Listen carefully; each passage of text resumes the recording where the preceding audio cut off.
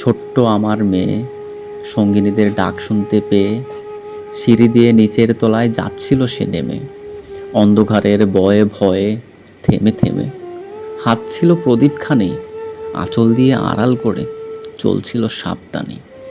আমি ছিলাম ছাতে, তারা ভরা চৈত্র মাসের রাতে।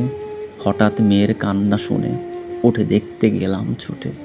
সিঁড়ির মধ্য যেতে যেতে প্রদীপটা তার নিভে গেছে বাতাসেতে। সুদাই তারে কি হয়েছে ভামি, সে কেঁদে কয় নিচে থেকে, হারিয়ে গেছি আমি। তারায় ভরা চৈত্র মাসের রাতে ফিরে গেছি ছাতে।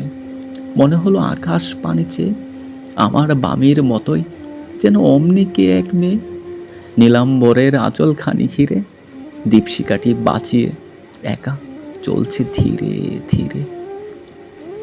নিবত যদি আলো, যদি হঠাৎ থেমে যেত থামি, আকাশ ভরে উঠত কেঁদে, হারিয়ে গেছি আমি।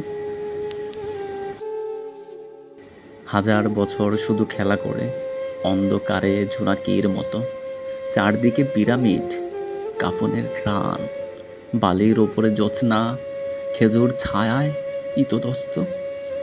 বিচূর্ণ থামের মতো ঈশ্বরীয় দাঁড়ায় রয়েছে মৃত্যু ম্লান, শরীরে মোমের গ্রাণ। আমাদের গুছে গেছে জীবনের সব লেনদেন, মনে আছে?